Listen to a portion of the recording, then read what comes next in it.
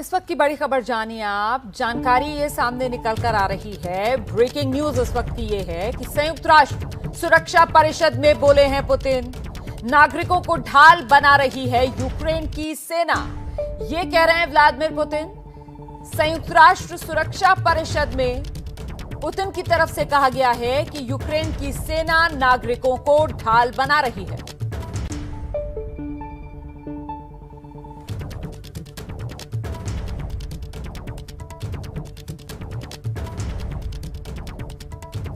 Putin की तरफ से यह भी कहा जा रहा है कि रूस की तरफ से रिहायशी इलाकों को टारगेट पर नहीं लिया जा रहा, बल्कि नागरिकों को ढाल बनाने का काम यूक्रेन की सेना की तरफ से किया जा रहा है। देखिए, लगातार यूक्रेन सरकार की तरफ से ये आरोप लगाए जा रहे हैं कि नागरिक ये जो रूस की तरफ से हमले हो रहे हैं इसकी चपेट में आ रहे हैं। आंकड़ा यूक्रेन की तरफ से रखा जा रहा है, अपने नागरिकों की मौत का जो ताजा आंकड़ा यूक्रेन रख रहा है वो 2000 लोगों की जान जाने का है। अब तक युद्ध का 8वां दिन है आज।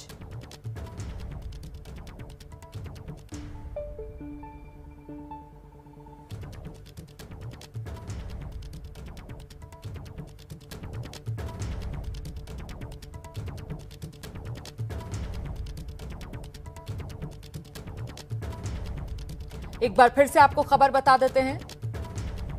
रूस के राष्ट्रपति व्लादिमीर पुतिन, संयुक्त राष्ट्र सुरक्षा परिषद में पुतिन की तरफ से बयान दिया गया है। पुतिन कह रहे हैं कि यूक्रेन की सेना जो है वो नागरिकों को ढाल बना रही है।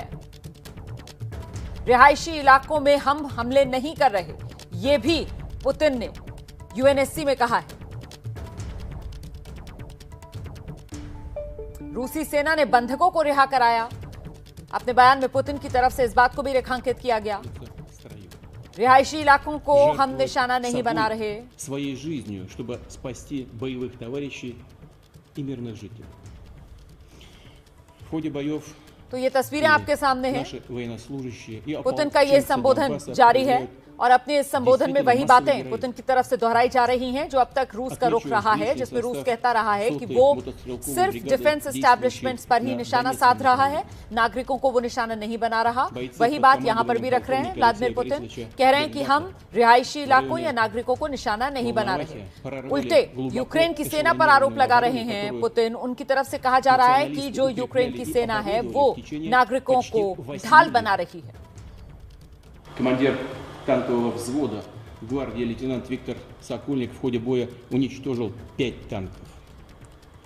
25 февраля в районе Чугинки командир роты 163-го танкового полка капитан Алексей Левкин столкнулся с подразделениями националистов, насчитывающими 15 танков и 6 БМП.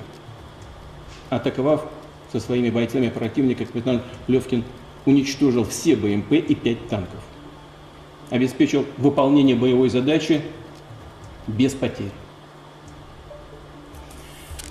Мною подписан и указ о присвоении старшему лейтенанту रूस सुरक्षा परिषद में व्लादिमीर पुतिन का ये संबोधन, Героя России. रिहायशी इलाकों में रूस की तरफ से हमले नहीं किए गए, नागरिकों को ढाल बनाने का काम यूक्रेन की सेना कर रही है। रूस की सुरक्षा परिषद में ये बयान जो दिया जा रहा है व्लादिमीर पुतिन की तरफ से।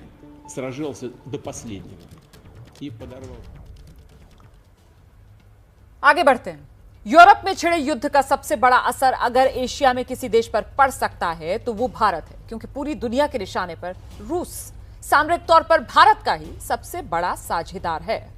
रूस पर अमेरिका ने जिस तरीके के आर्थिक और सामरिक प्रतिबंध लगाए हैं उसका सीधा असर भारत की चीन के खिलाफ मौजूदा तैयारियों पर पड़ सकता है, क्योंकि अमेरिका रूस से रक्षा साजो सामान की खरीदारी करने वाले देशों पर अब नए सिरे से कार्रवाई करने का मन बना चुका है।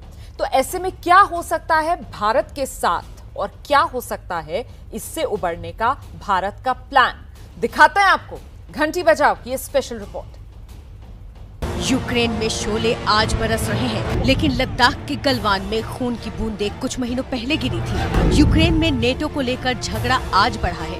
लेकिन भारत की सीमाओं पर चीनी आक्रामकता पिछले कुछ सालों से लगातार बढ़ी है। यूक्रेन युद्ध को लेकर रूस के खिलाफ पाबंदियों का सिलसिला आज शुरू हुआ है। चीन की आक्रामकता के खिलाफ भारत की लड़ाई दशकों से लगातार जारी है। भारत की सुरक्षा जरूरतों का यूक्रेन के साथ कोई भी लेना देना नहीं है, बल्कि रूस के साथ उसके सामरिक संबंध वर्षों पुराने हैं।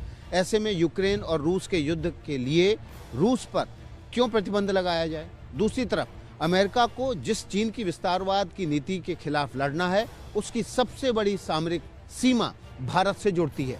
ऐसे में अमेरिका को मजबूत भारत बेहद पसंद होगा और केवल अमेरिका ही नहीं बल्कि पूरी दुनिया को मजबूत भारत की इस वक्त आवश्यकता है। अमेरिका डेफिनेटली कोशिश कर रहा है कि काटसा लगा के हमारे को इंश्योर करे कि हम नए हथियार ना खरीद सकें, लेकिन जो हमारे पास पुराने हथियार हैं जैसे कि टैंक्स हैं, एयरक्राफ्ट्स हैं, शिप्स हैं, बीएमपीज हैं, तो इनको हम मेंटेन कैसे करेंगे? स्पेयर्स तो आज की तारीख में भी इंडिया रूस से ही खरीद रहा है। तो ये बहुत केयरफुली इंडिया ने ट्रेड करना है एक इस बात के ऊपर। रूस से S-400 मिसाइल रक्षा प्रणाली की खरीद को लेकर अमेरिका भारत पर काटसा यानी countering America's adversaries through sanctions act के तहत प्रतिबंध लगाया जाए या नहीं, इस पर फैसला अमेरिकी राष्ट्रपति जो बाइडेन करेंगे। काटसा के तहत अमेरिकी प्रशासन के पास ईरान, उत्तर कोरिया या रूस के साथ महत्वपूर्ण लेन देन करने वाले किसी भी देश के खिलाफ प्रतिबंध लगाने का अधिकार है। काटसा एक सख्त अमेरिकी कानून है जो 2014 में क्रीमिया पर रूस के कब्जे और 2016 के अमेरिकी राष्ट्रपति चुनावों में व्लादिमीर पुतिन के कथित हस्तक्षेप के जवाब में वॉशिंगटन को उन देशों पर प्रतिबंध लगाने के लिए अधिकृत करता है जो मॉस्को से प्रमुख रक्षा साजो सामान की खरीदारी करते हैं। एक बार फिर भारत में आपका स्वागत करता हूं। ऐसे में देखा जाए तो भारत भी एक ऐसा देश है जो रूस से सबसे ज्यादा सामरिक साजो सामान खरीदता है। रूस से हथियार आयात 58%, इजराइल से हथियार आयात 15%, अमेरिका से हथियार आयात 12%। भारत के खिलाफ काटसा प्रतिबंधों से जुड़े एक सवाल पर दक्षिण एवं मध्य एशिया में अमेरिका के सहायक विदेश मंत्री डोनाल्ड लू ने सेनेट को बताया, नई दिल्ली पर प्रतिबंध लगाया जाए या नहीं, इस पर फैसला राष्ट्रपति जो बाइडेन लेंगे। मैं आपको आश्वस्त कर सकता हूं कि बाइडेन प्रशासन CAATSA कानून का पालन करेगा और इसे पूरी तरह से लागू करेगा। प्रशासन इसके किसी भी पहलू पर आगे बढ़ने से पहले कांग्रेस के साथ राय मशवरा करेगा। भारत के खिलाफ प्रतिबंध लगाने के मामले में राष्ट्रपति या विदेश मंत्री के फैसले को लेकर कोई अंदाजा लगाए, क्या यूक्रेन पर रूस की सैन्य कार्रवाई का इस फैसले पर कोई असर होगा? बाइडेन प्रशासन ने भारत पर CAATSA के तहत प्रतिबंध लगाने के मुद्दे पर फिलहाल कोई निर्णय नहीं लिया है। भारत वाकई अमेरिका का एक बेहद अहम सुरक्षा साझेदार है। अमेरिका इस साझेदारी को आगे बढ़ाने को आतुर है। रूस को जिस तरह से कड़ी आलोचना का सामना करना पड़ा है, उससे अमेरिका को लगता है कि भारत को समझ आएगा कि अब मॉस्को से दूरी बनाने का समय आ गया है। अमेरिका को लगता है कि रूसी बैंकों पर प्रतिबंध लगाने से हथियार खरीदने वाले देशों पर भी लगाम लगाई जा सकेगी। पिछले दिनों हमने देखा कैसे भारत ने न केवल MiG-29 का ऑर्डर रद्द किया, उसके अलावा युद्धरोधी टैंकों का भी ऑर्डर रद्द किया और रूसी हेलीकॉप्टर के ऑर्डर को भी फिलहाल झटका दे दिया है।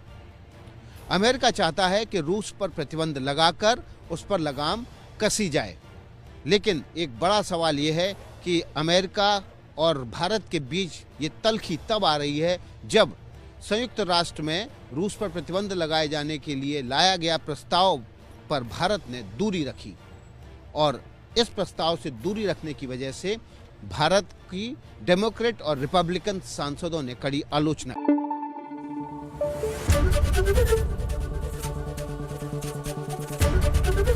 ABP न्यूज आपको रखे आगे।